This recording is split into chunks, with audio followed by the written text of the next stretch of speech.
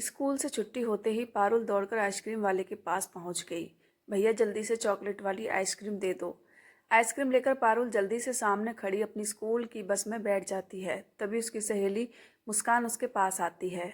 मुस्कान, पारुल तो रोज आइसक्रीम खाती है, तेरे दांत खराब हो जाएंगे। मेरी मम्मी तो मुझे आइसक्रीम के लिए पैसे ही नहीं देती। पारुल, तुझे पता है मुझे आइसक्रीम बहुत पसंद है। आइसक्रीम के लिए मैं कुछ भी कर सकती हूँ। मेरे मम्मी पापा को पता भी नहीं है कि मैं आइसक्रीम खाती हूँ, लेकिन अगर वो मुझे रोकेंगे तो मैं खाना खाना छोड़ दूंगी, लेकिन आइसक्रीम नहीं छोड़ सकती। मुस्कान चुप रह जाती है। पारुल आइसक्रीम खाकर उसकी डंडी को बाहर फेंक देती है। कुछ ही देर में बाकी बच्चे भी बस में आ जाते हैं।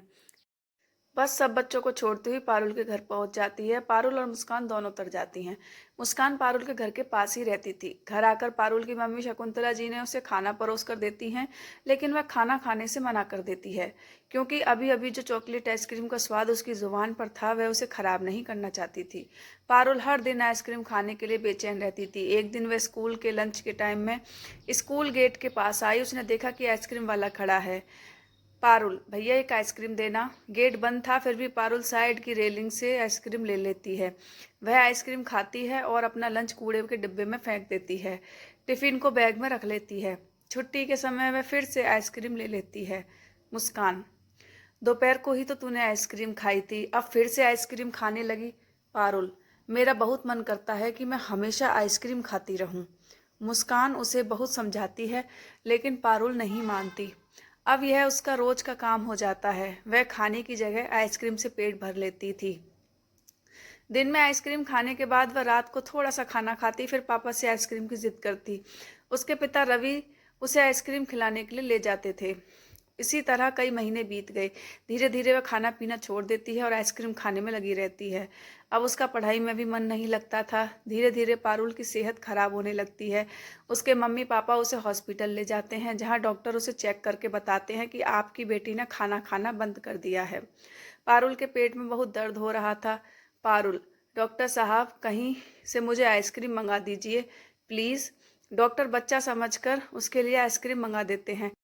आइसक्रीम खाते ही उसका दर्द ठीक हो जाता है।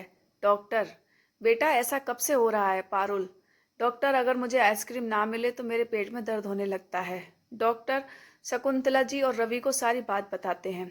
डॉक्टर, आपकी बेटी को आइसक्रीम की लत लग गई है। इसका लीवर इतना कमज़ोर हो गया है कि किसी और चीज़ को वह पचा नहीं पा रहा है। यह सुनकर दोनों घबरा जाते हैं। रवि, लेकिन डॉक्टर साहब इसका इलाज क्या है? डॉक्टर, बच्चे का मन जब तक आइसक्रीम से नहीं हटेगा तब तक वह कुछ और नहीं खाएगा। उसका शरीर भी अब आइसक्रीम मांगने लगा है। यह सब उसे खुद छोड़ना होगा। शकुंतला जी, लेकिन कैसे? वह तो कुछ सुनना ही नहीं चाहती। डॉक्टर, एक काम कीजिए, एक जगह है, आप उसे वहां घुमाने ले जाइए। डॉक्टर की बात सुनकर रवि और शकुंतला पारुल को लेकर एक आइसक्रीम की फैक्ट्री में पहुंच जाते हैं। वहां पारुल को वे आइसक्रीम बनाने का तरीका दिखाते हैं। बहुत ही गंदी जगह थी, चारों ओर मच्छर मक्खी थे। गंदे से पानी से आइसक्रीम तैयार की जा रही थी। जिस दूध से आइसक्रीम बन रही थी उसमें कई मक्खियां पड़ी थीं। यह सब देखकर पारुल का दिमाग खराब हो गया। तभी वहां का एक कर्मचारी आइसक्रीम लेकर आया और पारुल को देने लगा। पारुल, छी अंकल, कितने गंदे तरीके से आइसक्रीम बना रहे हो। कितने बच्चे इसे खाकर बीमार पड़ रहे होंगे। मेरे स्कूल के बाहर भी आप ही के नाम वाली आइसक्रीम बिकती है, मैं खुद बीमार हो गई। यह कहकर पारुल आइसक्रीम फेंक देती है। रवि और शकुंतला बहुत खुश होते हैं। तभी कुछ देर में फूड डिपार्टमेंट के लोग वहां छापा मारने आ जाते हैं। वह फैक्ट्री को सील कर देते हैं और उसके मालिक को पकड़कर ले जाते हैं। रवि ने सब देखकर फोन कर दिया था।